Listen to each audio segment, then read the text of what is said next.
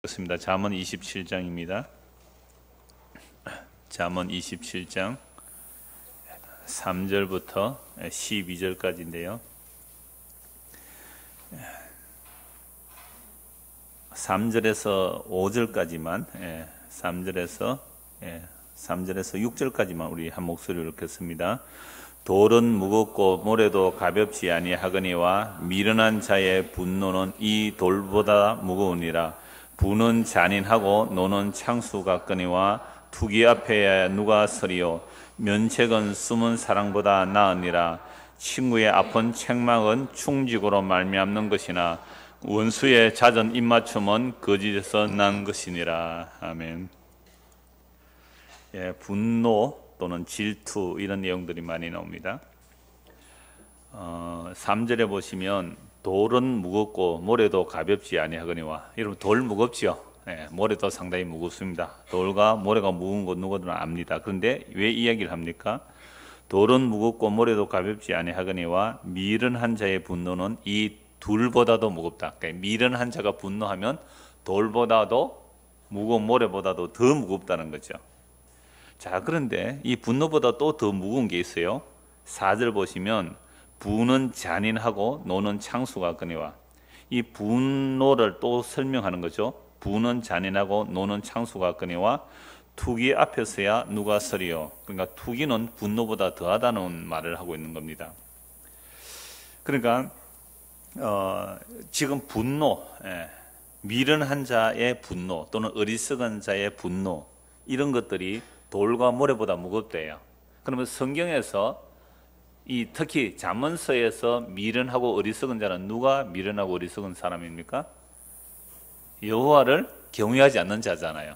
창조주 하나님이 없는 자죠. 자기 눈앞에 하나님이 없는 자들이죠. 지가 세상 최고인 줄 아는 사람들, 이들이 잠언서에는 미련하고 어리석은 자입니다. 뭐 세상에 아무리 지혜롭다고 하거나 세상에 아무리 권력을 가지고 돈을 아무리 많이 가지고 대단한 박사를 할지라도 여호와 경외함이 없으면, 여호와 하나님을 두려워하지 않는 사람은 어떤 사람이라고요? 어리석고 미련한 사람이라 그렇게 말합니다. 그러니까 어리석고 미련한, 여기서 미련한 데 있는데요. 다른 번역은 그냥 어리석은 자의 분노 되어 있습니다. 그냥 미련한 자의 분노, 어리석은 자의 분노는 뭐처럼 무겁다고요? 돌과 모래보다 더 무겁다라고 말합니다. 4절을 보면 미련한 자의 분노 이렇게 표현을 안 하고 그냥 분과 노가 주어가 되어 있죠. 그래서 부는 잔인하고 노는 창수 같거니와 투기 앞에 누가 서려. 그러니까 분노와 투기를 말하는데 이건 어리석고 미련한 자의 분노와 투기라고 말 안 하거든요. 그러니까 3절과 연결하면 미련하고 어리석은 자의 분노가 돌과 모래보다 더 무겁지만 연결하면 3절을 4절과 연결하면 어리석은 자의 분노 또는 미련한 자의 분노는 뭐 같다고요? 잔인하고 창수, 그냥 홍수가 나서 큰 물이 몰려오듯이 그렇게 된다는 거죠. 그러니까 미련하고 어리석은 자의 투기 앞에 누가 서리요 이렇게도 볼 수가 있고요. 그런데 4절을 앞에와 연결을 안 하면 그냥 분과 노, 그 다음에 투기가 아주 무시무시한 힘과 능력이다라고 볼 수가 있는 것입니다. 그래서 이런 말씀을 오늘 살펴보려고 하는 것은 이제 분노와 질투가 무엇인지 중점적으로 살펴보려고 합니다. 그리고 성경에서 처음 분노가 일어나는 곳이 어디입니까? 처음 분노가 일어나는 곳? 하나님의 분노가 사실은 먼저 일어나죠. 선악과를 따먹지 말라 그랬죠. 선과 악을 알게 하는 나무의 과일은 먹지 말라고 했습니다. 그러니까 그걸 따먹으니까 하나님께서 명시적으로 하나님의 분노했다 이런 표현은 없지만 그 선악과를 뱀의 유혹을 받아 따먹고 나니까 이 아담이 두려워서 숨었거든요. 두려워서 벌거벗었음을 보고 부끄럽고 두려워서 숨어 있다는 거예요. 두렵다는 것은 누가 분노한 것을 알죠. 하나님께서 하지 말라는 것을 했기 때문에 두려워서 숨은 거죠. 그래서 최초의 성경에 나타난 분노는 사실은 하나님의 분노로 봐야 합니다. 왜요? 선과 악을 알게 하는 나무의 과일은 따먹지 말라 그랬거든요. 따먹는 정년 추구를 했는데 이 뱀이 교묘하게 유혹을 하죠. 아니야 그거 따먹으면 안 죽고 너도 선과 악을 아는 일에 눈이 밝아져서 선과 악을 아는 일에 하나님처럼 되어서 너도 하나님 없이 살 수 있을까 싶어서 하나님이 금지해 놓은 거야. 그러니까 너도 그것 안 먹으면 하나의 검령마저도 없이 너 마음대로 자유롭게 살 수 있어. 너가 하나님 될 수 있어. 이 유혹이에요. 뭐 이건 탐심이기도 하고 또 자기가 하나님을 모방하고자 하는 신을 모방하죠. 그 모방 욕망이 들어가는 거죠. 그렇게 해서 이제 선악과를 따먹습니다. 선악과를 따먹고 나니까 하나님이 찾아오니까 부끄럽고 두려워서 이제 벌거벗고 숨어 있는 거죠. 숨은 이유는 하나님 앞에서 두렵기 때문에 그래요. 그럼 죄를 짓기 전에는 두려움이 없었는데 죄를 짓고 나니까 두려워서 숨고 무화과 나무 잎으로 자기를 가리고 있는 겁니다. 이때 하나님께서 아담에게 찾아오셔서 묻죠. 네가 선악과를 따먹었느냐? 라고 할 때에 아담이 뭐라고 말합니까? 하나님께서 만들어주신 이 여자가 먹으라고 해서 먹었습니다. 그러니까 누구 핑계 되는 거예요? 결국 하나님 핑계 되는 것이고 하와 핑계 되는 거죠. 그래서 제가 결혼 주례할 때마다 이 말씀 많이 말씀을 드리는데, 타락하기 전에는 아담이 하와를 보고 뭐라 그래요? 내 뼈 중에 뼈요 살 중에 살이다. 그 거룩한 연대거든요. 진짜 하나됨이에요. 타락하고 나니까 이 거룩한 연대가 깨어지는 거죠. 물론 하와가 아담의 몸에서 나와서 하나이지만 타락하고 나니까 하나님이 주신 이 여자가 또 여자의 물으니까 여자는 이 뱀이 이렇게 말하잖아요. 그래서 하나님께서 뱀을 저주하죠. 그 저주가 땅에 기어다니는 겁니다. 이건 지난주 오전에도 이 말씀을 같이 다른 맥락에서 말씀을 드렸는데요. 그러니까 뱀이 저주를 받아 땅에 기어다니고 하와는 해산의 수고와 남자는 이마에 땀을 흘려 먹고 사는 이러한 일들을 말씀하셨습니다. 그런데도 하나님은 또 가죽옷을 입혀주시죠. 가죽옷이라는 것은 양을 잡았지 않겠습니까? 그래서 바로 3장에 나가면 가인은 양을 잡아 농사 짓는 자, 4장과 연결되는 거죠. 그래서 가죽옷으로 양으로 보면 됩니다. 이게 히브리서에서 이제 믿음으로 이렇게 되었다. 근데 타락했기 때문에 이들을 에덴 동산에서 쫓아내야 돼요. 에덴 동산 왜 쫓아냅니까? 타락했는데 생명나무를 따먹지 못하게 해서 쫓아내는 겁니다. 창세기 4장을 한번 보겠습니다. 창세기 4장을 보죠. 3장부터 먼저 보겠습니다. 창세기 3장부터. 분노가 어디서 시작이 되는지를 지금 보려고 합니다. 창세기 3장 22절. 여호와 하나님이 이르시되 보라, 이 사람이 선악을 아는 일에 우리 중 하나같이 되었으니 그가 그의 손을 들어 생명나무 열매도 따먹고 영생할까 하노라 하시고, 여호와 하나님이 에덴 동산에서 그를 내보내어 그의 근원이 된 땅을 갈게 하시니라. 이같이 하나님이 그 사람을 쫓아내시고 에덴 동산 동쪽에 그룹들과 두루 도는 불칼을 두어 생명나무의 길을 지키게 하시느니라. 생명나무와 선악과도 그리스도를 증거하기 위해서 주어지거든요. 그러니까 생명나무는 그리스도를 상징하고 선악과는 율법을 상징해도 돼요. 그러니까 이미 선악과를 따먹고 나니까 인간이 자기 중심으로 선과 악을 판단하면서 살아가게 된단 말이죠. 근데 이렇게 된 것이 눈이 밝아서 하나님처럼 되었다라고 이제 사탄이 유혹하죠. 근데 하나님께서 그 말을 받아서 뭐라고 하냐면, 이 사람이 선악을 아는 일에 우리 중 하나같이 되었으니 그가 손을 들어 모두 따문다고요? 생명나무도 따먹으면 안 되니까, 또 그거 따먹으면 안 되니까 쫓아내는 거죠. 그럼 왜 선악과 따먹고 생명나무 따먹어야 되는데 왜 쫓아낼까요? 여러분, 생명이라는 것은 하나님의 은혜로 값없이 주어져야 되는 겁니다. 근데 선악을 따먹었지요? 선악을 따먹으면 자기 선악의 판단으로 자기 행위로 생명을 취하면 안 된다는 것을 보여주기 위해서 어떻게 해요? 쫓아내버려야 돼요. 원래 생명나무라는 것이, 그러면 하나님께서 천지를 창조하기 전에 아담과 하와가 선악과 따먹을 줄 알았었겠죠. 그래야 선악과가 있는 것이고 생명나무가 있는 거죠. 그래서 이러한 장치를 통하여 하나님의 생명이 하나님의 자기 희생으로 주어짐을 보여주는 거예요. 하나님의 생명은 인간의 행위나 인간의 노동력으로 취할 수 있는 것이 아니기 때문에 쫓아내버리고 생명나무 가는 길을 차단시켜버립니다. 그래서 생명이라는 것은 항상 하나님의 은혜로, 하나님의 자기 희생으로 주어지는 것을 보여주는 것이 이미 창세기 3장에서 시작하고 있어요. 근데 이게 이제 신약에 오면은 창세 전에, 이미 영원 전에 하나님의 뜻이 그리스도 안에서 그 그리스도의 희생을 통하여 우리에게 주어짐을 보여주고 있거든요. 그래서 신약 전체를 통하여 구약을 봐야 돼요. 그래서 구약이라는 성경이 신약의 완성의 빛으로 봐야지, 그럼 아담이 왜 선악을 따먹고 생명나무 못 먹도록 쫓아냈는가? 그래서 생명이라는 것은 무엇으로 주어진다고요? 하나님의 은혜로 값없이 주어야 되는 거죠. 값없이. 그래서 요한계시록 보면 생명나무가 값없이 주어지는 겁니다.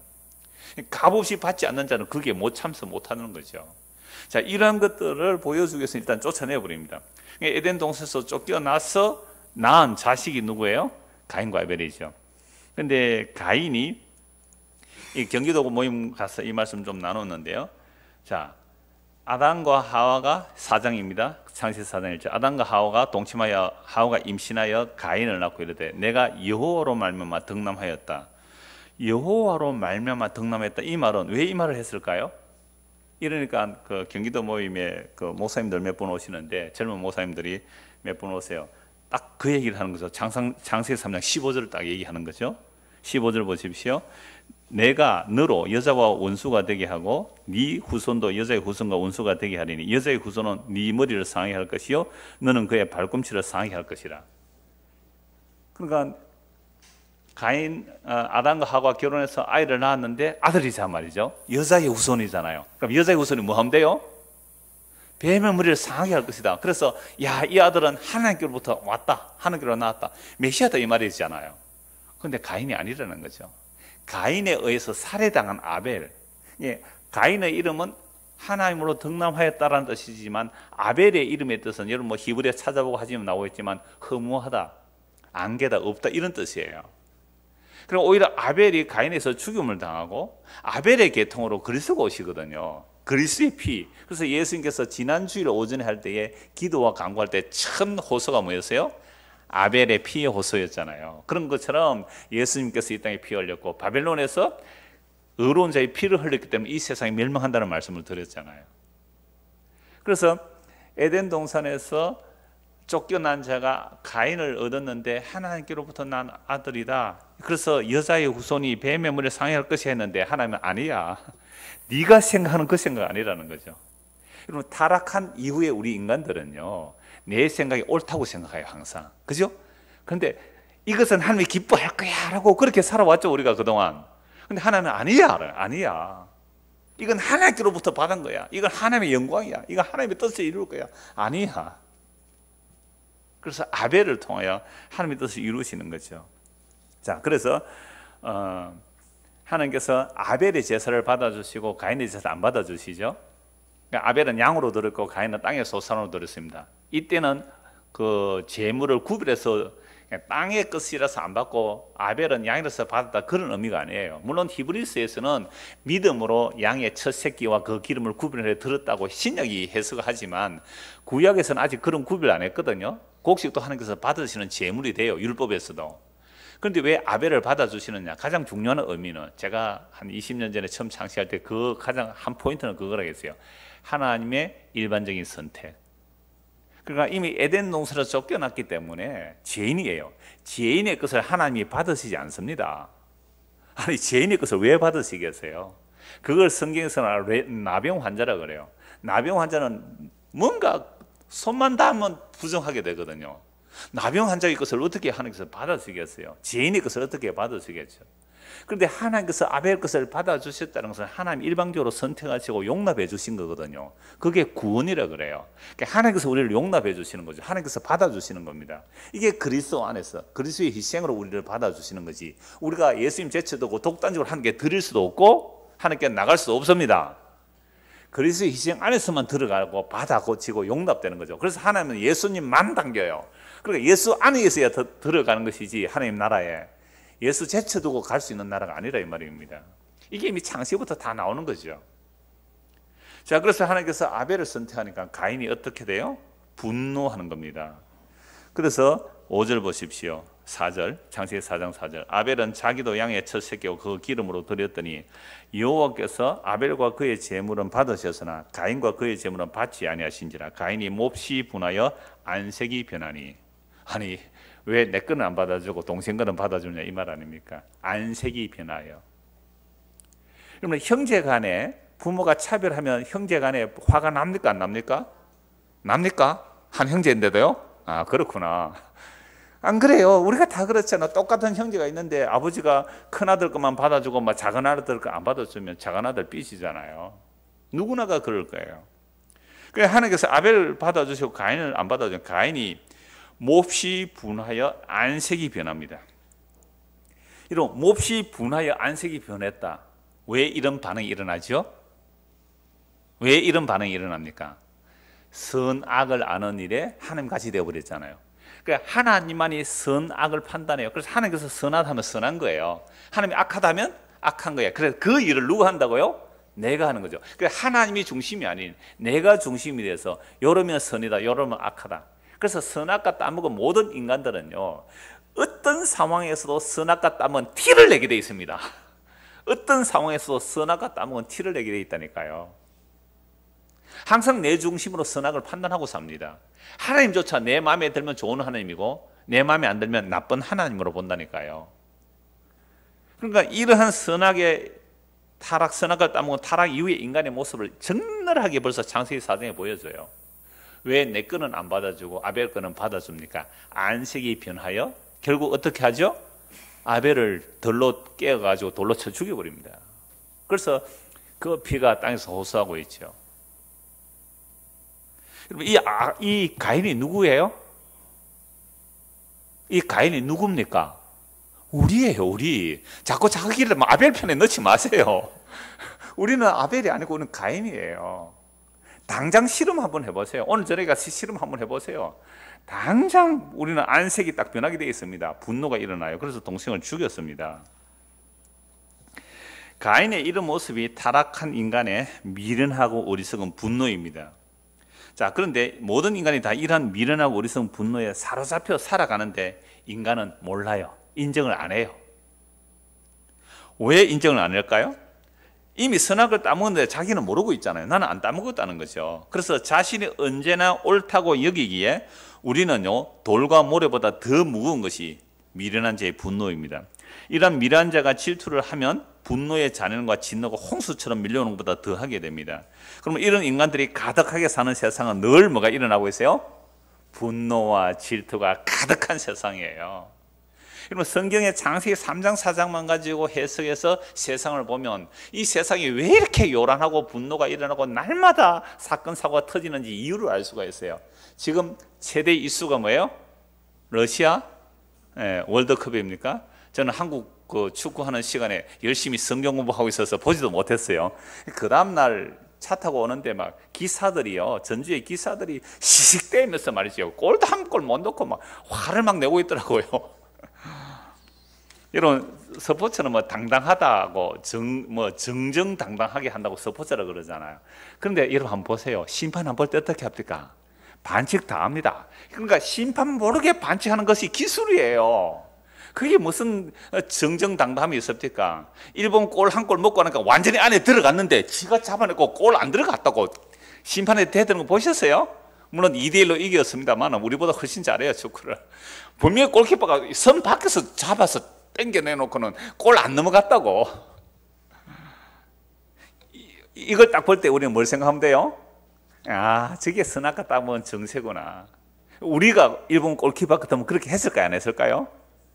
당장 감독한테 달려가가지고 이 골이 안 된대. 요즘 이거 다 비디오 판독 다 하죠, 축구도.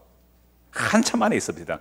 그러니까 우리나라 아나운서가 이렇게 사입을 고속도로도 지나가겠습니다 이러더래요. 골라인하고 축구공 사이에 고속도로도 지나가겠습니다 이러더래요. 그것도 보세요. 자기가 한국 사람이니까 과장해서 일본 사람 비꼬는 얘기잖아요. 그놈도 선악과 따먹은 정세죠. 우리가 다 그래요. 그러니까 요것만 제대로 알고 인생을 해석하면 좀 수월합니다. 그래, 선악과 따먹은 인생이 별 수 있겠나? 이해가 돼요, 상대방이. 자기가 옳다고 고집하는 거 보면요. 그러니까 우리나라 선수가 뭐 잘 못하면 그냥 온갖 악성 댓글을 달고요. 국가가 막 그 공 한 골에 환호하고 분노하기도 합니다. 자신의 분노를 막 그런 것에 대리적으로 쏟아붓죠. 여러분, 군산에서 술값 시비로 화가 난다고 뭐 10만 원인데 20만 원이나 했다고 그래가지고 그 배에 가서 기름을 들고 와가지고 기름 불질러 붙죠. 그 3명 죽고 뭐 수십 명이 많은 이렇게 화상을 입었더라고요. 그러니까 아니, 술값이 10만 원이다, 20만 원이다, 그것과 싸워가지고 화난다고 어떻게 해요? 기름통 들고 가서 불질러 버렸잖아요. 분노가 이렇게 해요. 여러분, 가인이 분노함으로 뭘 했습니까? 살해했잖아요. 근데 가인이 분노했을 때 자기는 정당하다고 생각한 거예요. 왜? 아니, 왜 내가 뭐 잘못했는데 내 건 안 받아주느냐 말이에요. 그러니까 자기가 근원적으로 생명에서 쫓겨난 자라는 것을 인식 안 하는 거예요. 나는 구원받을 자격이 없다는 것을 인식을 안 하는 거예요. 나는 옳다는 거예요. 내 행위가 옳다는 거예요. 이게 선악과 따먹은 모든 인간에 다 있는 겁니다. 그러니까 화난다고 그 뭐 술집에 가서 기름 붓고 불 질러 버렸잖아요.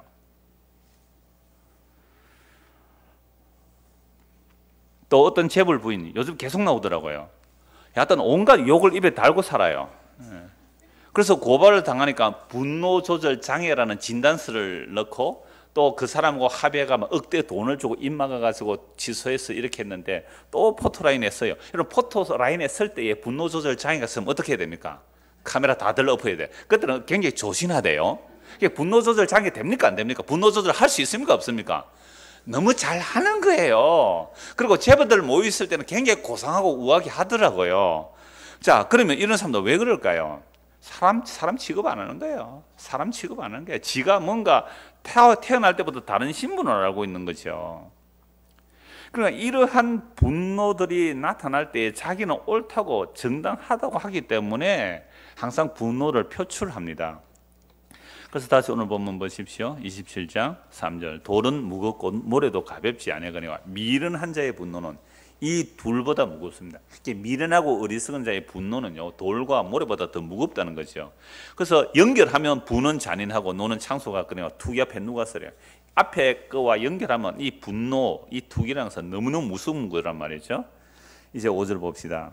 면책은 숨은 사랑보다 나으니라. 친구의 아픈 책망은 충직으로 말미암는 것이나 원수의 잦은 입맞춤은 거짓에서 난 것이니라.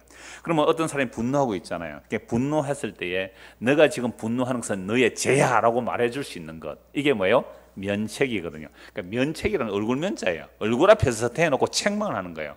그러면 사람이 책망할 때에 달게 받아들여집니까? 안 받아들여집니까?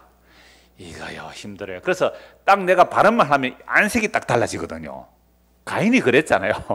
안색이 달라져요. 화가 일어나요. 분노를 더 자꾸만 돋구면 어떻게 해요? 살인 일어난대요. 진짜 화가 난다고 술집에 기름 부고 불 질렀잖아요.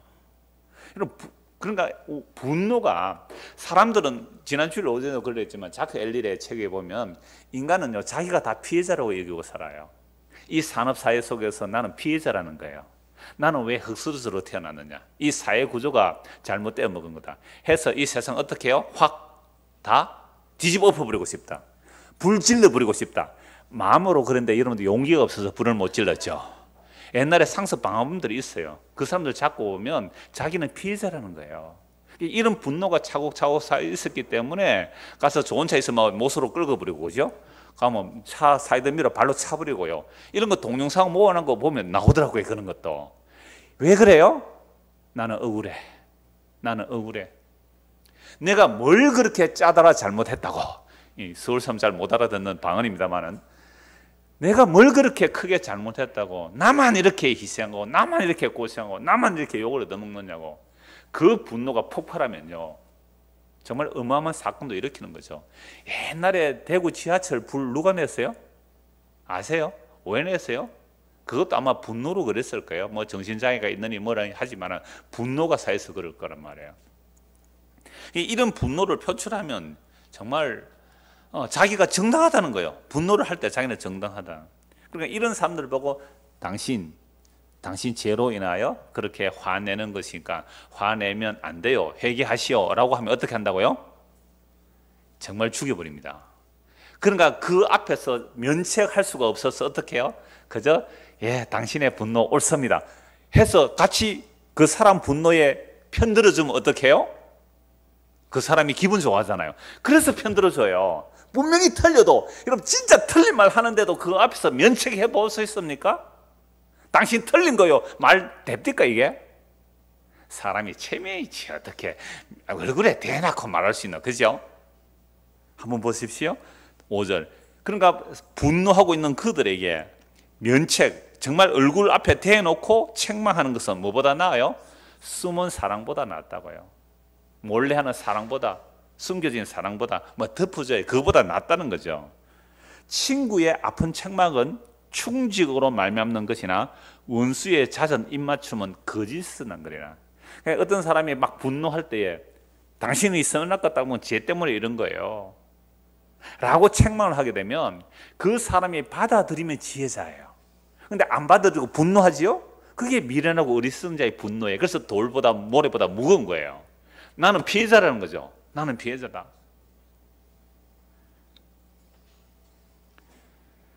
그래서 친구의 충성된 책망은 정말 진심으로 그 사랑으로 그를 신실하게 책망하는데 이게 숨은 사람보다 나은 거죠. 그러나 거짓말하는 사람들, 그래 네가 옳다, 그 사람이 잘못됐다, 왜 그 사람에게 비위 맞춰 주려고. 어떤 사람이 분노해서 씩씩거리고 있는데 가서 어떻게 한다고요? 네가 옳고 그 사람이 나쁘다고. 근데 자기는 알고 있어요. 그 사람이 잘못된 게 아니라 네 분노는 네가 잘못됐는데, 네가 분노한 게 잘못됐다면 그 사람이 나한테 어떻게 해요? 분노를 퍼부을 것 같으니까. 또 그 사람이 나중에 나에게 어떻게 말할지 모르니까 그 사람에게 예 옳습니다 그러고, 저쪽 가서 저쪽 분노하면 또 어떻게 해요? 예 당신도 옳습니다 이러고, 둘 다 만나서 싸우면 예 둘 다 옳습니다 이러고. 이게 거짓으로 입맞춤하는 거예요. 사실은 가룟 유다도 예수님을 입맞춤으로 팔아넘기잖아요. 입맞춤으로 팔아넘기죠. 자, 그래서 어떤 사람이 분노할 때에 우리는 앞에서 정말 대면한 자리에서 책망하는 것이 아니라 동조해 주는 것은 거짓으로 원수의 입맞춤과 마찬가지라는 사실입니다. 그런데 우리가 세상 살 때는 거의 대부분 이렇게 하고 살아가요. 이렇게 하고 살아가요. 자, 그래서 이런 면책을 할 때에 받아들이는 사람이 어떤 사람일까? 7절 보십시오. 한번 같이 읽겠습니다. 배부른 자는 꿀이라도 싫어하고 줄인 자에게는 선 것이라도 다니라. 시장이 반찬이다. 우리나라식으로 말하면 그렇잖아요. 그러니까 배고프면 뭐 어지간한 것도 달고 맛있는데, 배부르면요 꿀이라도 맛이 없잖아요. 아무리 맛있는 음식이라도 배가 잔뜩 부르면 그 맛 없어요. 그러니까 이게 무슨 말일까요? 이미 배부른 자는 다른 어떤 것을 받아들이지 않는다 이 말 아닙니까? 그러면 이게 단지 음식의 이야기가 아니잖아요. 뭐 시장은 반찬이다, 시장이 반찬이다, 최고의 반찬이다, 이건 우리나라 사람도 할 수 있는 말이잖아요. 그럼 성경에서 배부르지 않은 꿀이라도 싫어하고 줄인 자에게 쓴 것이라도 달다 이 말이 뭘까요? 정말로 하나님의 말씀의 책망을 달게 받아들이는 사람은 어떤 사람이죠? 의에 줄이고 목마른 사람들이거든요. 책망을 받아들이는 사람은 정말로 의에 줄이고 목마른 사람이에요. 그런데 그 책망을 받아들이지 않는 자는 이미 자기 의로 배부른 자들입니다. 예수님께서 이 땅에 오셨을 때 누구를 책망합니까? 화 있을진저 이 서기관과 바리새인들이요. 그들은 율법의 의로 흠이 없다고 했거든요. 그러니까 배가 고프지 않아요. 자기들은 메시아가 오면 자기의 의를 자랑하고 싶었지, 나는 그 나라와 그 의가 없어서 애통합니다, 그 의를 원합니다, 그 의를 주십시오, 이렇게 말하는 거예요. 그래서 마틴 루터가 아까 찬송했지만, 이 마틴 루터가 자기 의로 하나님 앞에 의로워지려고 한 거죠. 그래서 자기 의로 하나님 앞에 의로워지려고 정말 뭐 전설 같은 얘기가, 그 대리석 계단에 무릎으로 기어 올라가고, 이런 신부들이 채찍, 중세 영화들 보면 나와요. 자기 안에 있는 욕정들을 제거하기 위해서 채찍을 들고요 치는 거예요. 채찍, 가죽 채찍 끝에 새 조각이나 뼈 조각 붙여서 치면 등에 살집이 뚝뚝 떨어져 나가요. 그렇게 자기를 치면서 정말 자기의 죄를 이겨내고 의를 살려고 해봤는데 안 되는 거예요. 근데 어느 날 로마서를 보다가 눈에 번쩍 띄인 거예요. 자기는 옛날에 오직 의인은 믿음으로 살리라, 이 말을, 의인이 믿음으로 산다는 말은 자기의 의를 갖춰서 의로워져야 되는 줄 알고, 그러니까 바리새인과 서기관 같은 의를 추구한 거죠. 그런데 의인은 믿음으로 살리는 말에 완전히 벼락을 맞듯이 변화가 된 거죠. 그 말씀 자체에서. 아, 그렇구나, 우리가 하나님 앞에 의롭다움을 받는 것은 하나님의 은총이구나. 주께서 죄를 살피시면 누가 그 앞에 설 수가 있겠습니까? 주의 깊은 은총에 우리의 구원이 있습니다. 주님의 깊은 은총에 우리의 구원이 있습니다. 이게 종교개혁의 가장 중요한, 오직 의인은 믿음으로 살리라, 이 신칭의가 여기서 나온 거예요. 그러니까 지금 루터는요 성경을 볼 때 심지어 야고보서를 보고 뭐라 그래요? 지푸라기 서신이라 그랬어요. 물론 루터는 아직까지 이 신청에 너무 매여 있어서 야고보가 우리의 행위를 이야기하는 게 아니거든요. 진짜 믿음이 뭔지를 말하는데, 그게 문자로 보면 일단 행위로 보이니까 지푸라기 서신이라 그래요. 그래서 제가 얼마 전에, 작년에 그 미국에서 목회하시는 분인데 한국 온 김에 저를 일부러 찾아오셨어요. 그분이 야고보서를 자기 설교한 내용을 저에게 책을 하나 주고 가셨는데, 이분이 책 제목이 그래요. 지푸라기 서신의 명예회복. 지푸라기 서신의 명예회복. 그러면서 참 좋아요 책이. 저에게 주고 갔는데요. 그분이 또 우리 인터넷에서 저와 한번 그렇게 교제가 있었고 해서 한번 왔다 가시는데요. 정말 그분 야고보서를 정말 복음으로 잘 풀어내시더라고요. 자, 그러니까 배부른 자는 꿀이라도 싫어하고 줄인 자에게는 쓴 것이라도 달다. 이 말은 내가 정말 의에 줄이고 목이 마른 자는 예수님의 말씀이 전부 달콤한 말씀이에요. 나는 섬김을 받으러 온 것이 아니라 섬기려고 많은 사람에서 내 목숨을 내주러 왔다. 이것이 달콤한 말로 들려요. 그러니까 나는 얼마나 죄인인지를 아는 거죠. 나는 의인을 부르러 온 것이 아니라 죄인을 부르러 왔다. 건강한 자에는 의사가 필요 없고 병든 자에게 의사가 필요하듯이 나는 죄인을 부르러 왔다. 나는 의인을 부르러 오지 않았다. 이 말씀 앞에 세리와 죄인과 창기들에게는 그게 무슨 말씀이에요? 복음으로 달콤한 말씀이에요. 예수님의 말씀이 달콤하게 들리는 거죠. 그런데 이미 배부른 자들, 그건 단지 부자만을 말하는 게 아니에요. 배부르다는 것은 자기 의에 배부른 자들. 이게 로마서 10장은 하나님의 의를 모르고 자기 의를 세우려고 하나님의 의에 복종하지 않는 그 대제사장 서기관 바리새인들, 이들은 배가 부르기에 예수님의 말씀이 하나도 맛이 없어요. 다 배척해요. 그래서 의에 줄이고 목마른 자는 복이 있나니, 애통하는 자는 복이 있나니 천국이 저희 것이라고요. 그러니까 하나님께서 우리는 의에 줄이고 목말려 한 적이 없는 사람들이거든요. 돈에 줄이고 목말르죠. 대한민국에서는. 그것도 상대적, 그러니까 자본주의의 생산물을 더 많이 얻고자 함이 우리의 소원이었죠. 그게 강구였단 말이에요. 그거 아니, 참으로 그 나라와 그의 의에 줄이고 목마른 자들은 예수 그리스도의 이 복음의 말씀이 정말 달콤한 말씀으로 들리는 겁니다. 근데 이것도 한 20년쯤 들으면 이제 배가 부르죠. 시큰둥해지더라고요. 시큰둥해져요. 그래서 다시 7절 보십시오. 배부른 자는 꿀이라도 싫어하고 줄인 자에게는 쓴 것이라도 다니라. 그러니까 정말로 우리가 죄인임을 아는 사람이라면, 주의 성령이 임하여 자기가 죄인임을 아는 사람이라면 예수님의 그 모든 말씀이 달콤하게 들릴 텐데, 그렇지 않기에 자꾸만 배쳐가는 겁니다. 자, 그러므로 오늘 우리도 마찬가지예요. 어떤 사람이 우리를 책망하거나 아니면 말씀으로 책망을 받거나, 또는 목사가 설교 중에 나는 전혀 그 사람의 사정을 알지 못하고 말씀을 전했는데 어떤 분은 이래요. 목사가 내친다. 제가 이런 사정 모릅니다. 제가 이런 속에 있는 것을 몰라요. 근데 목사가 내를 딱 표적 설교해서 나를 친다 이러더라고요. 참 그런 능력이 있으면 좋겠습니다. 저는 그런 능력 없습니다. 그럼 왜 그렇게 들려요? 자기가 지금 자기 말, 그러니까 자기에게 기분 좋게 해주는 말을 안 하는 거예요. 그거는 원수의 입맞춤을 원하는 거예요. 거짓으로 나온 원수의 입맞춤, 그거 좋아요.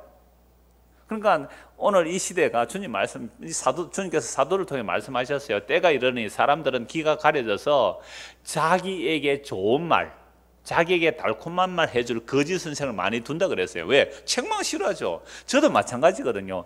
지적받으면 굉장히 싫어합니다. 정말 얼마나 지적받는 거 싫어하는지 몰라요. 그래서 옛날에 제가 어려서부터 지금까지 지적을 많이 받지 않았습니다.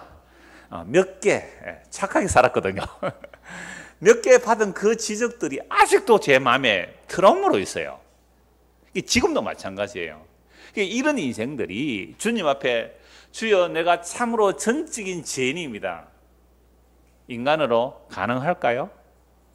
인간으로 불가능합니다. 그래서 우리가 생명나무로 못 가게 되어 있어요. 이게 선악과 따문 인간은 끊임없이 자기 행위를 저울질하거든요. 하나님 앞에 자기 행위를 저울질한단 말이에요. 다른 사람과 나를 또 저울질 해보는 거죠. 이건 부부 사이도 마찬가지예요. 친구 사이도 마찬가지예요. 네가 더 선하냐, 내가 더 악하냐, 내가 더 어려우냐, 네가 더 불의하냐, 이걸 끊임없이 저울질하고 있습니다. 왜 그래요? 선악을 따먹고 나서 선악의 판단을 자기 중심으로 하거든요. 이것이 죄인 줄 아는 것은 인간으로 불가능합니다. 태어날 때부터 우리는 자기 중심의 판단을 하게 돼 있어요. 자기 중심적 해석을 한단 말이에요. 이게 전적으로 죄입니다 할 수 있는 사람은 인간으로 불가능해요.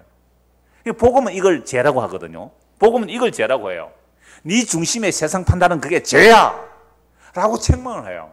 근데 그걸 달게 받아들인다고요? 인간이? 불가능해요. 그래서 복음의 선포에 성령께서 역사하셔야 정말 성령이 그 말씀의 금으로 우리 안에 임할 때에 주여 내가 정말 전적으로 죄인이군요. 나는 오늘 하루를 살아오면서도 나는 완전히 내 중심으로 세상을 판단하고 분노하고 짜증내고 살았습니다. 고백이 나올 수밖에 없잖아요. 그런데 이 말씀 앞에 안 서면요, 나 오늘도 괜찮게 살았던 의인이 되는 거예요. 그래서 우리는 날마다 모여야 돼요. 말씀을 날마다 봐야 돼요. 그래서 날마다 모여서 함께 자기 약함을 내놓아야 돼요. 그럴 때 뭘 알게 돼요? 내가 오늘도 나는 피해자가 아니라 나는 오늘도 가해자로 살아왔습니다. 나는 오늘도 가해자로 살아왔습니다. 이게 예수 믿습니다라는 고백이에요. 그래야 예수님의 말씀이 뭐로 들려요? 달콤하게 받아들여져요. 그러니까 이게 안 들리면 이미 우리는 이미 의에 배불러 있는 거예요. 자기 의에 배불러 있는 거예요. 뭐 이만하면 됐지 뭐. 이제 내가 복음도 어느 정도 알고 내가 이만하면 천국 정도는 안 가겠느냐고. 누가 그럽니까? 그래서 8절 보십시오. 고향을 떠나 유리하는 사람은 보금자리를 떠나 떠도는 새와 같으니라. 그럼 고향을 갑자기 왜 이런 말씀이 나오죠?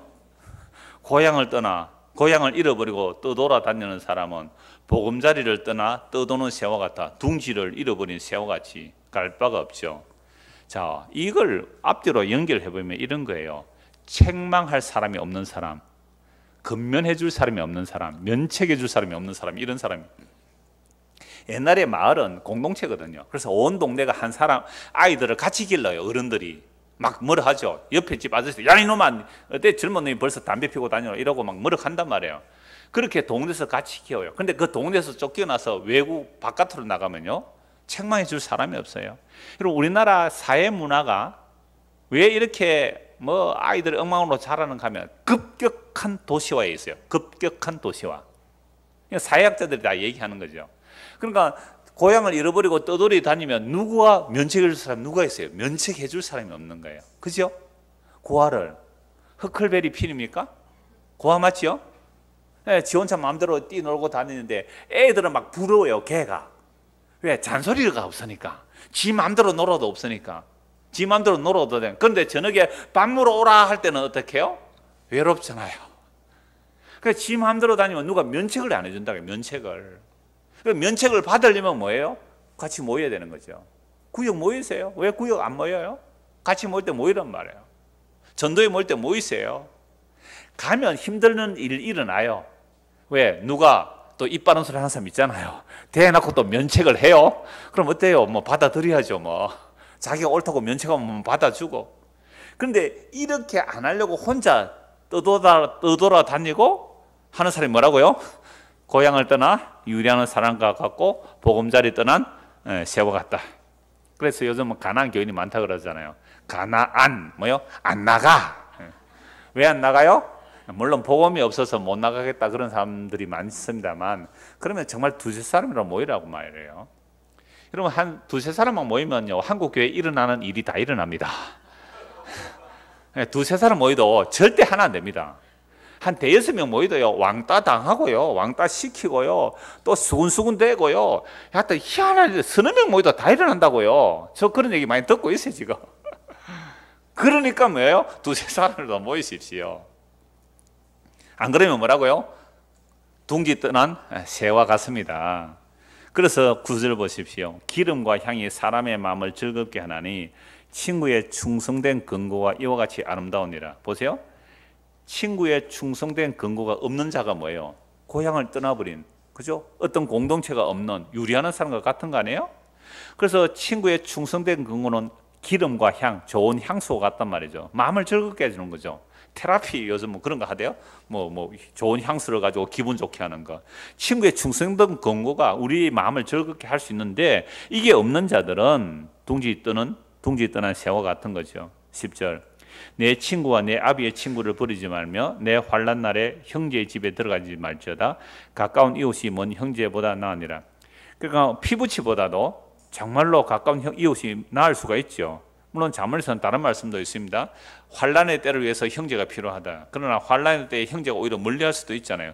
가까운 이웃이 먼 형제보다 나을 수 있어요. 그러면 우리가 예수를 믿는다는 것은 세상에 피부치로 모인 게 아니지 않습니까? 교회는 예수 그리스도의 살과 피를 나누는 형제 자매죠. 이 세상의 피부치는 죽으면 끝이 나요. 이 세상의 피부치는 죽으면 끝이 나요. 예수 그리스도의 살과 피를 나누는 형제 자매는 영원한 관계예요. 그런데 우리의 모임이 여러분, 우리의 모임이 정말 예수의 피와 살을 나눈 이 관계가 영원한 관계로 살아갑니까? 아니면 자기 표부치가 영원한 관계로 살아갑니까? 전자예요, 후자예요? 제가 늘 그러잖아요. 예배 마치 보면 안다고요. 10분 안에 다 사라져요. 10분 안에 사라지나 어디? 아버지 보러, 엄마 보러, 마누라 보러, 자식 보러 다 가버리잖아요. 혼자 사는 사람은 그래도 자기 집이 좋다고 다 가버리잖아요. 그렇다고 뭐 오래 몇 시간 남아있으라는 얘기는 아닙니다만. 그러니까 보세요. 우리가 그리스도 안의 형제 자매라면 친구의 책망, 또 아버지의 친구의 책망들을 받아들일 수 있는 것, 이게 교회라는 거죠. 근데요, 오늘 교회는 목사가 일방적으로 가르치고 있습니다만 사실은 교회라는 것은 서로 피차 가르치는 거예요. 그러니까 여러분들도 저를 가르치고 있어요. 지나가란 말 한마디 하는 것도 저를 가르치는 거죠. 그러니까 피차 금융과 교제예요. 제가 구역예배 가면 주로 같이 나누려고 하잖아요. 나누려고. 그럼 피차 금융하고 가르치는 거거든요. 이게 그 말들 속에서 하나 배가 줄이 있는 줄인 자, 의회주로 목마른 자들은 면책을 달게 받을 수 있을 겁니다. 그래서 11절, 내 아들아 지혜를 얻고 내 마음을 기쁘게 하라. 그리하면 나를 비방하는 자에게 내가 대답할 수 있으리라. 그러면 이 아들아 지혜를 얻으라는 말은 하나님의 말씀에 뭘 받으라? 책망을 받으라. 자, 12절, 슬기로운 자는 재앙을 보면 숨어 피하여도 어리석은 자들은 나가다가 해를 받느니라. 우리가 하나님의 말씀을 듣는다는 것은요, 내가 오늘도 말씀 앞에 책망을 받는 거예요. 그래서 이 길이 틀린 거구나. 그동안 내가 옳다고 판단하면서 살아온 이것이 선악과 따먹은 죄의 모습이었구나. 내가 옳다고 하기 때문에 나는 분노를 냈고, 내가 옳다고 하기 때문에 남을 정죄하고 판단하고 살았구나. 이 말씀 앞에 서게 될 때에 내가 얼마나 분노하고 있는지, 이 분노가 얼마나 옳다고 정당하고 주장하고 살아왔는지, 그 분노로 인하여 가장 중요한 것은 하나님 아들 예수 그리스도를 핍박한 내가 가해자였다는 거예요. 이거 몰라요. 그래서 마태복음 25장에 말씀하잖아요. 지극히 작은 자에게 한 것이 곧 나에게 한 것이다. 그러면 예수를 믿는 가장 지극히 작은 자에게 한 것이 곧 예수님께 한 것이거든요. 그러면 나의 옳음으로 예수 믿는 형제를 정죄하고 판단했다면 나의 옳음이라는 이 가치 판단으로 누구를 정죄하고 판단한 거예요? 예수님을 정죄하고 판단했어요. 그래서 2000년 전에 예수님이 이 땅에 오셨을 때에 율법의 의로 흠이 없다는 그들이 예수를 정죄하고 판단하고 살해해버렸잖아요. 예수님이 하는 말씀이 그들은 너무너무 분노한 거예요. 아니, 율법의 의로 흠이 없는 자들을 향해 너희 아비는 마귀라고 했거든요. 너희가 내 말을 들어야 영영하는 생명을 얻는데 너희가 내 말을 안 듣는 것을 보니까 너희 아버지가 마귀다. 너희가 정말로 아브라함의 자손이라면 내 말을 들었을 터인데 너희가 내 말을 안 듣는 거 보니까 너희는 아브라함의 자손이 아니야. 내가 그인 줄 너희가 믿지 않으면 너희는 너희 죄 가운데 죽으리라. 그럼 예수님의 이 말씀을 누가 받아들일 수 있었어요? 아무도 받아들일 수 없었단 말이에요. 왜요? 이미 자기들 나름대로 율법의 선악관의 판단을 따라 자기들은 의라고 생각하고 있었기 때문에 절대로 의에 주르고 목마른 자들이 아니었습니다. 오히려 그들은 세리와 죄인과 창기와 이방인들을 정죄하고 멸시하고 무시하면서 우리는 의인이야 라고 살아왔던 자들입니다. 이들이 분노가 극에 달하는 거예요. 예수님의 말씀 앞에. 자, 성경 말씀 빼고도 한번 우리의 일상 속에서 언제 분노가 일어납니까? 언제 분노가 일어나요? 내 뜻대로 안 될 때, 그죠? 내 뜻대로 왜 돼야 됩니까? 우리가 주가 아닌데 만물이 주에게서 나고 주로 말미암고 주에게로 돌아가요. 그러면 예수 그리스도가 주가 되시는데 예수님의 뜻이 이루어지면 우리는 오케이, 감사합니다, 이렇게 해야 되잖아요. 그러면 예수님께서 자기 뜻을 이루는 일에 실패가 있을까요? 없죠. 세상 만사는 주님의 뜻대로 돌아가겠죠. 그러면 세상 만사가 주님의 뜻대로 잘 돌아가니까 우리는 범사에 뭐 하면 됩니까? 주님 잘하고 계십니다. 아멘. 남북이 만났든지 헤어졌든지 축구를 이기든지 뭐 5대0으로 지든지 만사가 주의 뜻대로 잘 돌아갑니다. 아멘 라고 할 수 있어야 되는 거 아니에요? 근데 왜 축구 졌다고 화가 나가지고 지나가다가 불 지르고 막 그래요? 화내고? 이게 범사가 자기가 주가 돼 있어서 그래요. 그러니까 분노한다는 것은 이미 자기 옳음이 있기 때문에 그렇거든요. 자기 의의 기준이 있기 때문에 분노하는 거예요. 정말로 내가 전적으로 죄인이라고 생각해 보세요. 내가 전적으로 죄인이라면 별 분노할 일이 없어요. 별 분노할 일이 없단 말이에요. 정말 미련하고 어리석의 분노가 돌과 모래보다 더 무거워요. 이거 누가 고칠 수 있을까요? 못 고칩니다. 그래서 예수님 이 땅에 오셨어요. 분노하는 그들이 예수님을 살해했단 말이에요. 근데 살해당하는 그분이 이렇게 기도해요. 아버지여, 저들이 하는 짓을 알지 못하나이다. 저들의 죄를 용서해 주십시오. 이게 예수님의 기도였어요. 그러니까 정말 성령을 통해 우리의 말씀을 받는다면 나의 분노가 사소하든 큰 것이든 나의 분노가 정말 나의 주인된 예수 그리스도를 살해한 죄인으로 드러나게 돼요. 그렇게 될 때 주여 내가 죄인으로서이다. 주의 크신 은총에 우리의 구원이 있습니다. 주께서 죄를 살피시면 누가 주님 앞에 설 수 있겠나이까? 이 고백이 비로소 나온다 이 말입니다. 근데 거듭자는 자기 의를 가지고 지 잘났다고 큰 소리 치니까 우리가 몇 사람만 모여도 거기서 싸움이 일어나고 시끌시끌 분리가 일어나는 거예요. 그러니까 교회로 모였다고 해도요, 같이 복음이라고 해도 어느 날 보면 자기 옳다고 주장하고 분리가 일어나고, 저도 그런 사람 중에 한 사람이더라고요. 그러면 어떻게 하실까요? 주님께서 그래서 아까 4절을 앞과 잘라서 보겠습니다. 27장 4절, 앞에는 미련한 자의 분노이지만 미련한 자 빼버리고 부는 잔인하고 노는 창수 같고 두 개 앞에 누가 서려. 저는 이걸 오히려 하나님의 질투로 한번 보자는 거죠. 하나님의 분노로 한번 보자는 겁니다. 그래서 시편 2편을 보겠습니다. 시편 2편. 인간이 분노하고 인간이 화를 내고 이러는데요, 이건 아직도 하나님의 분노 앞에 서보지 않아서 그런 겁니다. 정말 하나님의 분노, 하나님의 진노 앞에 서면 인간이 분노할 수가 없는 거예요. 시편 2편입니다. 어찌하여 이방 나들이 분노하며 민족들이 헛된 일을 꾸미는가? 이방 나들이 뭐 한다고요? 분노한다. 분노는 요란한 거예요. 왜 분노하죠? 하나님이 이럴 수 있느냐는 거죠. 그래서 사람들끼리 모여서 온갖 동맹을 다 하잖아요. 그죠? G7, APEC, EU 이런 것들이 다 우리끼리 힘을 합해서 뭘 하자는 거죠? 하나님의 마음에 안 든다는 거예요. 하나님의 세상 섭리가 영 마음에 안 드는 거죠. 그래서 우리끼리 힘을 합해서 잘 해보자. 이래서 뭐가 일어나요? 오늘 또 대통령이 내일 갑니까? 러시아 가잖아요. 또 바빠요. 작은 나라는. 김정은은 또 누구 만나고 왔어요? 또 중국 갔다 바빠요. 또 우리 문 대통령 또 어디요? 러시아 또 만나러 간대요. 바빠요. 지금 조율을 잘해야 돼요. 어찌하여 이방 나라들이 분노하며 소란해요. 민족들이 헛된 일을 꾸미는가? 세상에 군왕들이 나서며 관원들이 서로 껴요. 세상 역사가 막 보이죠 지금? 군왕들이나 깨하며 뭐 하려고 그래요? 뭐 하려고 분노하고 그들이 소란하고 바빠요? 여호와와 그의 기름 부음 받은 자를 대적하는 거예요. 주님 뜻대로 잘 돌아갑니다. 이게 안 된단 말이에요. 내 뜻대로 세상을 움직이고 싶어요. 그러니까 북한은 어떻게 통일하고 싶어 했어요? 적화통일. 남쪽은 어떻게 통일하고 싶어요? 평화통일 안 하고 무찌르자 묵개군. 그래서 이승만 대통령이 그 정전협의에 사인을 안 했어요. 정전협의. 그래서 중국하고 북한하고 미국이 정전 사인을 했거든요. 그 우리는 이승만 대통령 우리는 북진통일. 그래서 그 사인을 안 했기 때문에 우리는 지금 정전 사인할 자격도 없는 나라가 돼 있어요. 하여튼 그러니까 우리는 우리식으로 통일. 그러니까 요란합니다. 자, 이런 일들이 결국은 여호와와 그 기름 부음 받은 자, 즉 메시아를 대적하고 우리가 그들의 맨 것을 끊어버리고 그 결박을 벗어버리자. 우리가 주인이야. 메시아 진짜 주인을 끊어버리자. 나는 내가 주인으로 살 거야. 이게 세상이 요란한 이유잖아요. 그러니까 하나님께서 가소롭죠.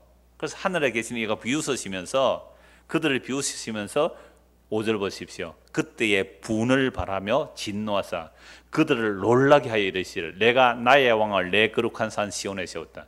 너희가 왕을 세우고 이리저리 이합집산하면서 뭐 세계를 이렇게 저렇게 재편하고 있지만 가소로운 녀석들 하면서 어떻게 해요? 내가 분노해서 내 왕을 시온에 세웠다. 그럼 예수님이 이 땅에 오신 것은 뭐예요? 하나님의 분노죠. 내가 분노하여 내 왕을 시온에 세웠다. 근데 그 왕이 어떤 모습으로 오셨어요? 세상의 제국을 호령하는 그런 왕으로 오셨어요? 저 베들레헴 말구에 태어나시고 애굽에 피난 갔다가 갈릴리 나사 모세의 아들로 자라나신 그분으로 오신 거예요. 심지어 저주받아 죽는 나무에 달려 죽었어요. 근데 하나님께서 그분을 왕으로 세우니까 이게 하나님의 분노예요. 그럼 사람들은 어떤 왕을 요구해요?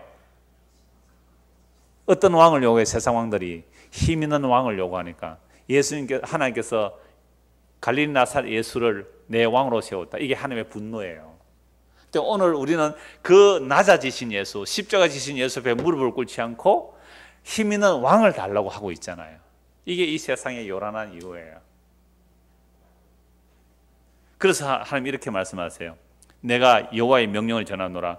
여호와께서 내게 이르시되 너는 내 아들이라. 오늘 내가 너를 낳았도다. 내게 고라. 내가 이방 나라를 내 유업으로 주리니 내 소유가 땅 끝까지 이르르다. 내가 철장으로 그들을 깨뜨리며 질그릇같이 부수리라 하시도다. 그러니까 시온의 왕을 세운 그분이 세상을 완전히 철퇴로 심판하실 거란 말이에요. 이게 하나님의 아들이라는 거죠. 그런 적 군왕들아 너희는 지혜를 얻으며 세상의 재판관들아 너희는 교훈을 받을지어다. 여기 군왕 안에 자기 이름 넣으시면 돼요. 재판관들 안에 자기 이름을 넣으면 돼요. 왜요? 우리가 군왕이고 재판관인데 사실은 우리가 역량이 안 돼서 이렇게 살고 있지만 우리의 삶의 정황에서 또 왕이에요. 사실은 혼자 살면 지가 또 왕으로 살아요. 자기 혼자, 우리 교회 혼자 사는 사람 있잖아요. 그러면 자기는 집에 가서 어떻게 살아요? 지 혼자 나는 왕이다 이러고 살잖아요. 그러니까 우리가 혼자 살아도 지가 왕으로 재판으로 살아요. 그래서 교훈을 받아라. 책망받아라. 여호와를 경외함으로 섬기고 떨며 즐거워할지어다. 그의 아들에게 맞추라. 그렇지 않으면 진노하심으로 너희가 길에서 망하리니 그의 진노가 급하심이라. 여호와께 피하는 모든 사람은 복이 있도다. 자, 여호와 하나님께서 분노하셔서 누구를 세웠다고요? 왕을 따로 세웠다. 하나님의 아들을 따로 세웠다. 그런데 이분은 엎드려 경배할 만한 그런 분이 아니라는 거죠. 고운 모양도 없고 풍채도 없은 적 흠모할 만한 아름다움이 없는 그런 낮은 자로, 약한 자로, 어린아이의 모습으로 왕을 세우니까 누가 그 왕에게 엎드려 경배하겠습니까? 그래서 하나님은 지금도 분노하고 계세요. 이 세상을 향하여. 시편 7편 보십시오. 11절입니다. 하나님은 의로우신 재판장이시며 매일 분노하시는 하나님이시로다. 왜요? 지금 왕이 있는데 하나님의 아들 왕으로 세워놨는데 아무도 그 왕에게 엎드려 경배를 안 해요. 근데 가끔씩 하기는 하죠. 와서 십자가 앞에 무릎을 꿇고 뭐 달라고 해요? 힘 달라고, 군대 달라고, 강함을 달라고. 그래서 함께 죽기를 원하지 않더란 말이에요. 그러니 하나님께서 분노해서 왕을 하나 세워놨는데 그 십자가 앞에 무릎 꿇는 자들이 없는 거예요. 십자가 말을 하는데 보니까 그리스도와 함께 죽는 것을 구하는 것이 아니라 예수 이름 불러가지고 자기 힘 키우는 그런 예수를 부르는 건 다른 예수, 다른 복음, 다른 영이에요. 주님께서 지금 하나님께서 지금 매일 뭐 하고 계세요? 분노하고 계세요. 그래서 하늘에서 칼을 갈고 계시고 화살을 당겨 준비하고 계세요. 회개하지 않으면. 그래서 12절 보십시오. 사람이 회개하지 않으면. 그럼 회개는 뭐예요? 그 왕 앞에 무릎을 꿇어야 되는데 회개 안 하면 지금 하나님께서 칼을 갈고 계시고 활을 이미 당겨 예비하셨도다. 죽일 도구를 또한 예비하시며 그가 만든 화살은 불화살이로다. 악인이 제약을 낳으며 재앙을 베어 거짓을 낳았도다. 그럼 우리 악인들이잖아요. 제약을 잉태해서 거짓을 낳고 살아요. 그래서 우리는 어떻게 살아갑니까? 웅둥이를 파 만들고 지가 만든 함정에 빠져들다. 그의 재앙은 자기 머리로 돌아가고 그의 포악은 자기 정수리에 내리려다. 내가 여호와께 그의 의를 따라 감사하며 지존하신 여호와의 이름을 찬양하려다. 이걸 아는 사람은 이제 주님을 찬송하는 거죠. 주여 지금도 매일 분노하시군요. 뭐에 대해서 분노해요? 주께서 왕을 하시는데 거기에 입을 안 맞추는 거죠. 시편 76편 보십시오. 시편 76편입니다. 9절 보십시오. 곧 하나님이 땅의 모든 온유한 자를 구원하시고 심판하려 일어나신대로다. 하나님께서 이 세상에 심판하러 구원하러 오시는데 하나님이 구원하러 오시는데 구원과 동시에 뭐가 일어나요? 심판이 일어나죠. 그럼 어떤 자를 심판하겠어요? 어떤 자를 구원하시겠어요? 방금 시편 2편, 시편 7편의 내용과 다 연결되는 내용이죠. 근데 우리는 왕을 구했는데 어떤 왕요? 힘 있는 왕, 근세 있는 왕, 세상 영광 주는 왕. 그런데 하나님은 십자가 지는 왕을 보내주셨잖아요. 아무도 거기에 엎드려 절하지 않아요. 오히려 여호와 그 기름 부은 자 끊어내서 자기가 왕 되려고 하는 거잖아요. 이런 세상을 심판하러 오시는 거죠. 그러면 온유한 자를 구원한다는 말은 정말로 마음이 온유한 자는 복이 있나니 저희가 천국을 차지하라, 땅을 차지하라, 그 약속을 받을 거란 말이죠. 그래서 온유한 자 구원하는데 10절 보십시오. 진실로 사람의 노여움은 주를 찬송하게 될 것이요 그 남은 노여움은 주께서 금하시리다. 이게 무슨 말씀이에요? 그 남은 노는 우리의 분노가 정말 주님의 그 심판을 제대로 알게 되고 무릎을 꿇게 되면 우리의 분노가 뭐로 바뀌어야 돼요? 이제 주를 찬송하는 거예요. 우리의 노가 주를 찬송하게 될 것이고 우리의 남은 노는 어떻게 해요? 주님께서 금하실 겁니다. 그래서 너희는 여호와 너희 하나님께 서운하고 갚아라. 사방에 있는 모든 사람도 마땅히 경외할 이에게 예물을 드릴지어다. 그가 고관들의 길을 꺾으시리니 그는 세상의 왕들에게 두려움이 싫어다. 그럼 주님 심판하러 오실 때에 내가 고관으로 살았고 세상의 왕들로 살은 자들은 주께서 어떻게 해요? 심판하실 거다. 정말 두려울 거다. 성경이 보세요. 지금 시편 2편과 7편과 76편만 읽어도 이렇잖아요. 그래서 하나님께서 분노는 누구에게 분노하는 거예요? 하나님께서 누구에게 분노해요? 이미 아까 가인이 선악을 따먹은 후손이 자기 중심으로 하나님의 마음에 안 드는 거잖아요. 왜 아벨을 받아주고 나는 안 받아주느냐? 분노하여 아벨을 살아요. 그런데 하나님께서 가인에게 이렇게 말해요. 제가 네 문 앞에 딱 도사리고 있는데 너는 죄를 다스리라 라고 말씀하세요. 이미 경고를 해요. 죄가 네 문 앞에 딱 다스리고 있는데 문 앞에 도사리고 있는데 너는 그 죄를 다스리라. 근데 타락한 인간은 죄를 다스릴 능력이 없어요. 경고해도 분노해서 살해하더란 말이에요. 경고해도 분노해서 살해하더란 말이에요. 그러니까 이런 세상을 하나님께서 지금 심판하신다는 겁니다. 그래서 매일 심판하시는 하나님이죠. 그런데요, 하나님의 이런 심판 앞에 이스라엘 또는 선지자들도 어떤 꼴이 나는지 요나스를 한번 보면 좋겠습니다. 요나스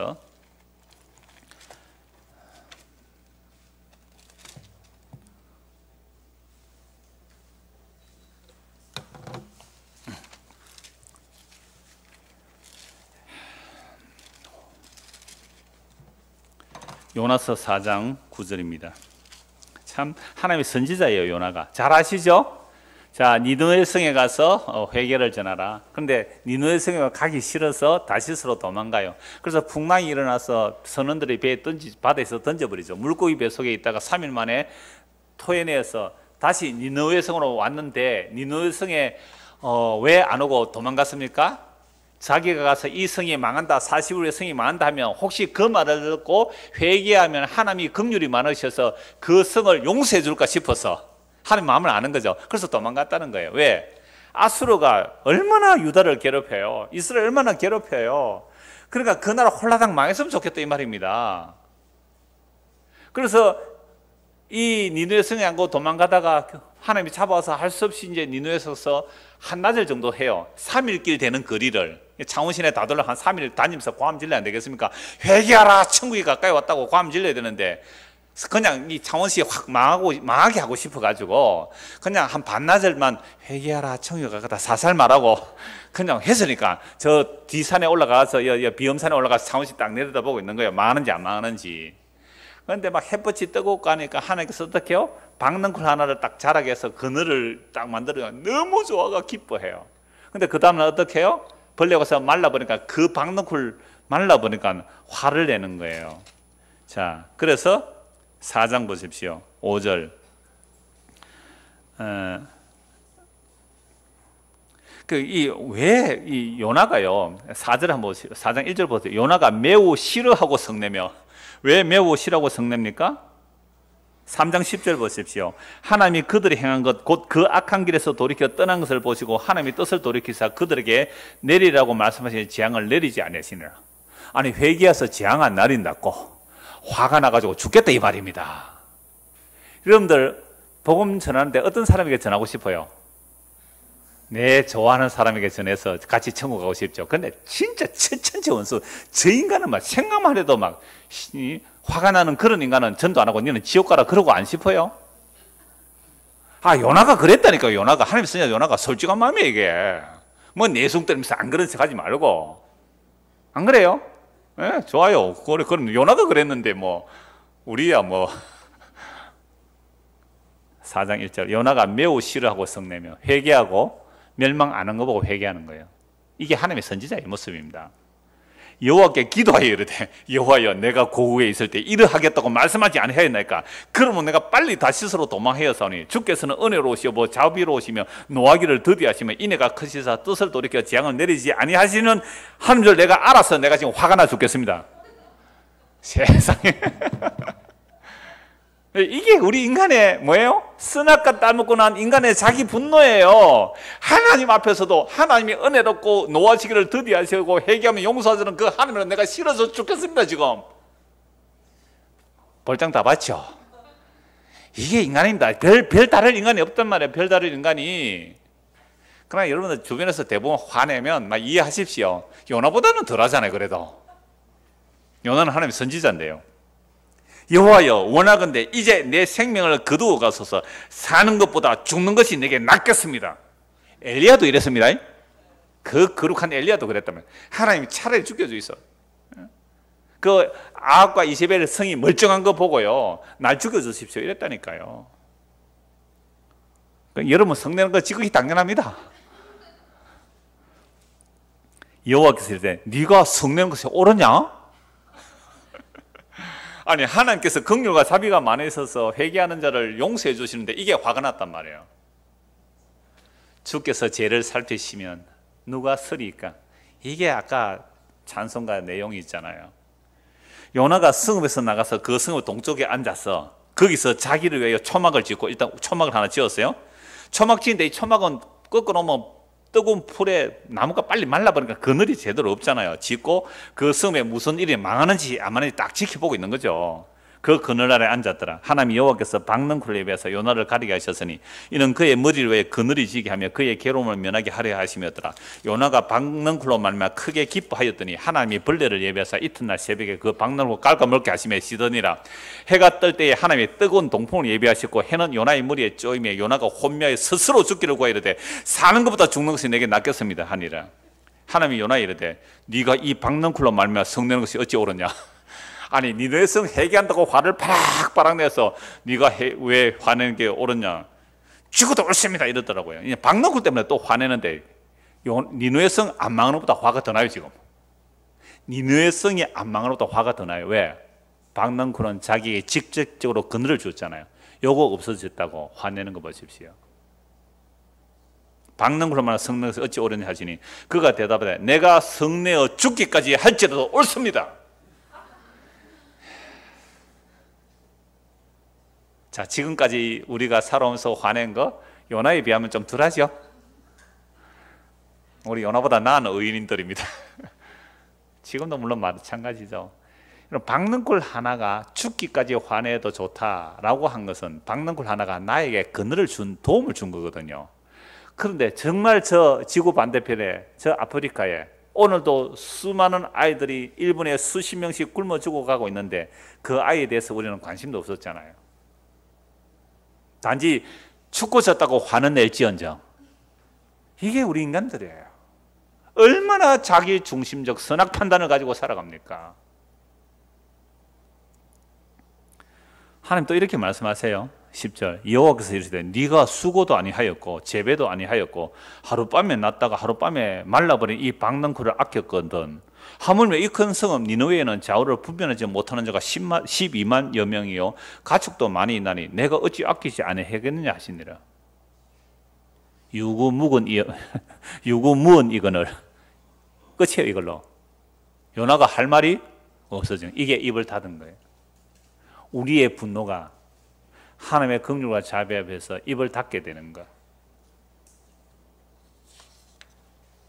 스가랴서 8장 한 것도 봅시다. 스가랴서 8장. 우리 인간의 분노는 이러합니다. 그런데 하나님의 분노는 놀라워요.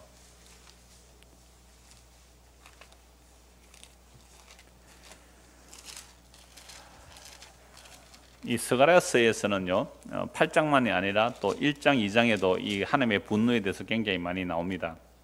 그런데 그 내용이 많아서 8장만 보겠습니다. 스가랴서 8장 1절 만군의 여호와의 말씀이 임하여 이르시되 만군의 여호와가 이같이 말하노라 내가 시온을 위하여 크게 질투하며 그를 위하여 크게 분노함으로 질투하노라. 하나님이 뭘 하신다고요? 시온을 위하여 크게 질투하고 그를 위하여 크게 분노해요. 이 말씀이 뭐냐면 스가랴서 전체에 나오는 말씀입니다. 스가랴서는 지금 성전을 재건하면서 나오는 주어지는 말씀이거든요. 하나님을 언약을 배반해서 바벨론 포로 잡혀갔습니다. 완전히 망했어요. 그런데 하나님이 예레미야 선지자의 약속을 따라 이들을 돌이켜서 다시 고향 땅에 돌아오게 해주셨거든요. 그래서 하나님께서 자기 언약을 신실하게 이루어낸 겁니다. 그래서 스가랴 선지자가 그렇게 기도해요.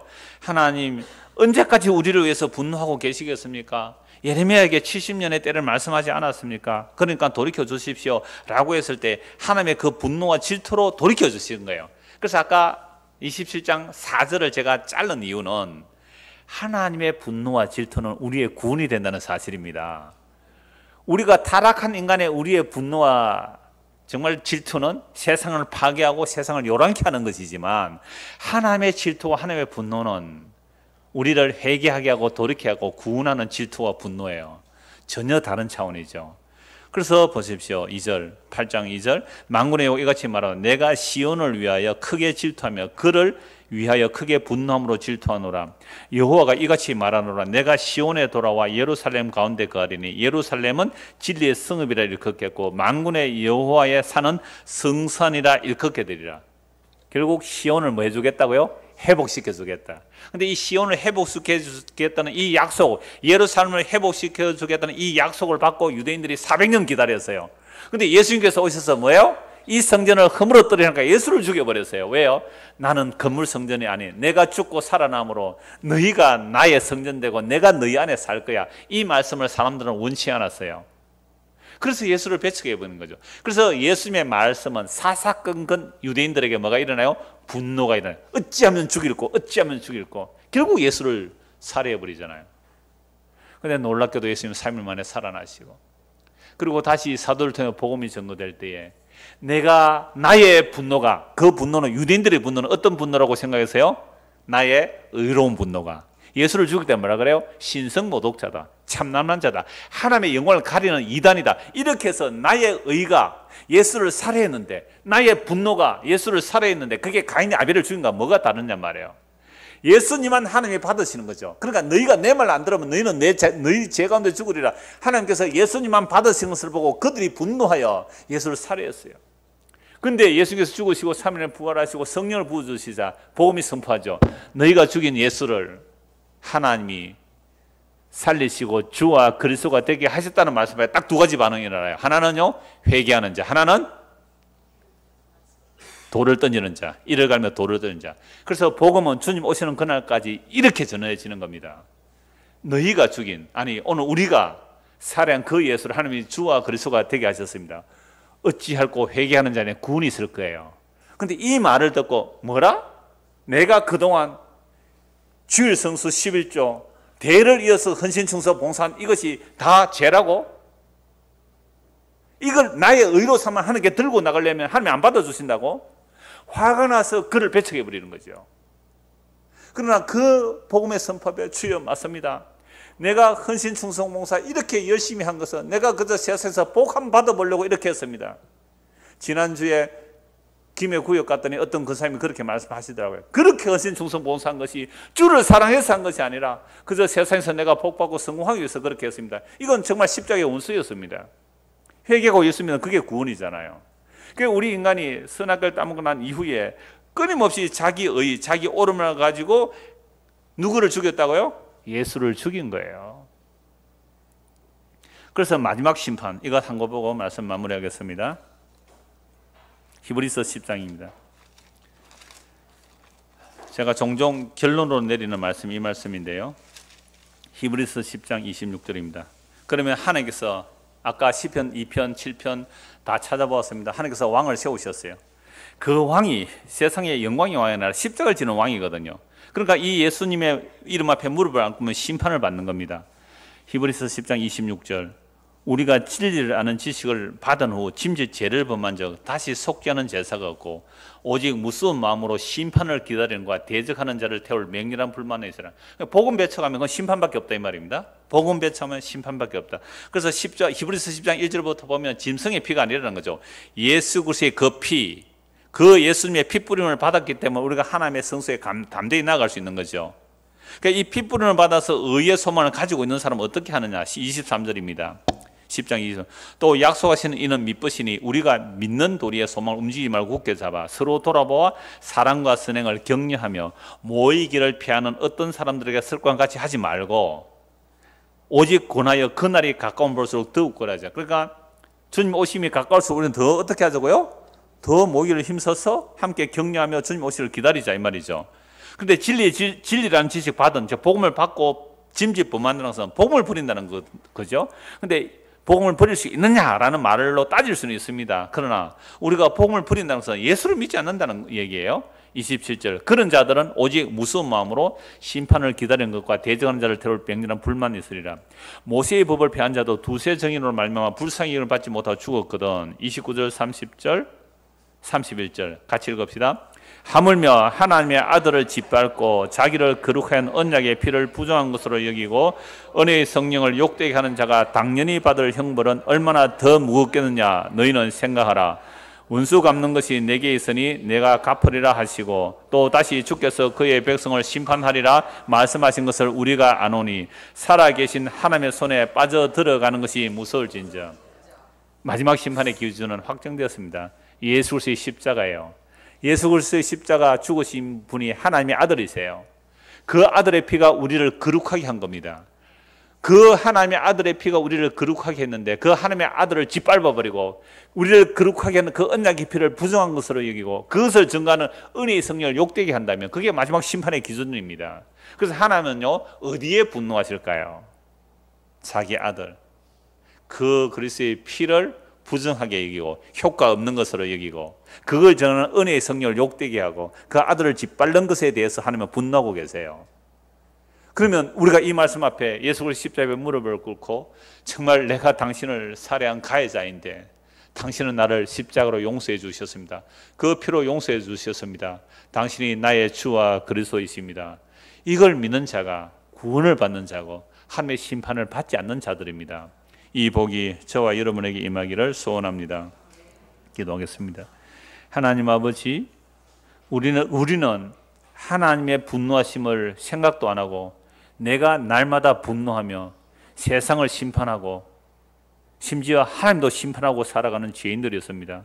그러므로 우리를 창조하신 하나님이 우리의 심판하는 손에 죽임당한 것이 십자가입니다. 그러나 주님은 다시 살아나셨고 그 십자가의 피로 우리를 용서하신다는 그 복음 앞에 정말 내가 당신을 살해한 가해자로 알고 회개하고 예수 믿을 때에 우리의 분노는 찬송이 될 것이며 우리의 남은 노는 주께서 금하실 것입니다. 그러므로 이제부터 우리의 남은 생애 동안 그리스도 앞에 무릎을 꿇고 주의 이름을 부르며 우리의 분노가 변하여 주를 찬송하는 사람으로 우리를 만들어 주시옵소서. 예수 그리스도 이름 받들어 기도드리옵나이다. 아멘.